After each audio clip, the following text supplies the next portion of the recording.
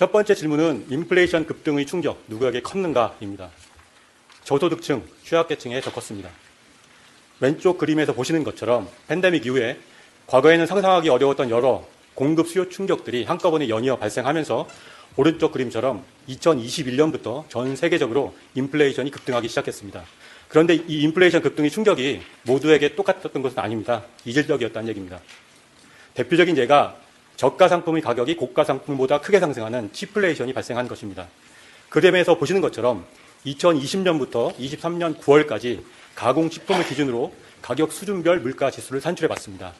그 결과 고가 상품은 5.6% 상승하는 동안에 저가 상품 가격이 16.4% 상승해서 물가 상승률이 3배나 높았습니다. 이것은 왼쪽 그림에서 보시는 것처럼 소비자가 먼저 저가 상품으로 소비를 전환했습니다. 그리고 공급자 측면에서도 저가 상품은 마진이 작습니다. 그래서 값싼 수입 원재료 의존을 많이 하는데 오른쪽 그림처럼 이 기간 동안에 수입 원재료 물가가 크게 상승했습니다. 이것이 가격에 전가됐기 때문에 그렇습니다. 결국 인플레이션 급등의 충격은 저가 상품을 많이 소비하는 저소득층, 취약계층에게 더 컸다는 얘기가 됩니다. 다행히 22년 하반기부터 인플레이션이 둔화되기 시작했습니다. 특히 정책 영향으로 고물가가 극에 달했습니다. 우리나라도 소비자 물가 상승률이 6.3%까지 올라갔습니다. 그런데 상품 가격대별로 상승폭은 달랐습니다.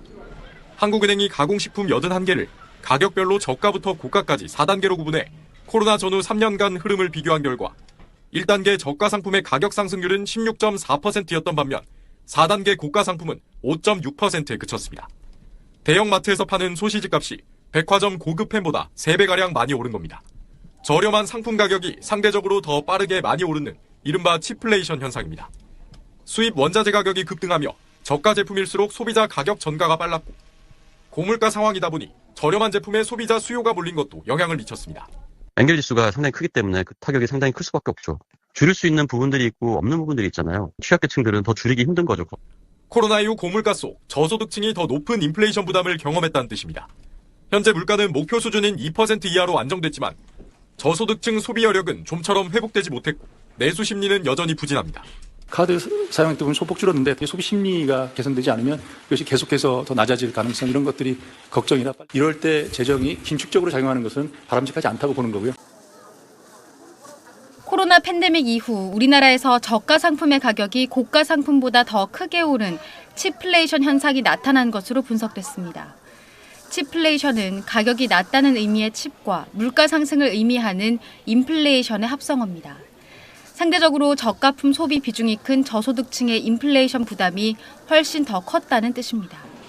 한국은행이 2020년 1월부터 2023년 9월까지 같은 품목의 가격 상승률을 분석한 결과 저가 상품 가격 상승률은 16.4%에 달했지만 고가 상품은 5.6%에 그쳤습니다.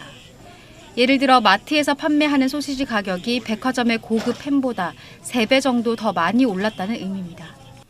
같은 기간 소비자 물가지수 누적 상승률은 12.75%였습니다. 한국은행은 치플레이션 원인으로 수입 원자재 가격의 급격한 상승을 지목했습니다. 또 물가 부담을 덜기 위해 더 저렴한 상품과 판매점으로 소비자 수요가 몰린 것도 저가 상품 가격 상승의 요인이 됐다고 분석했습니다. 한은은 이 같은 치플레이션이 소득 계층 간 실효물가 격차를 벌렸고 고물가 속 불평등을 심화시키는 요인으로 작용했다고 지적했습니다.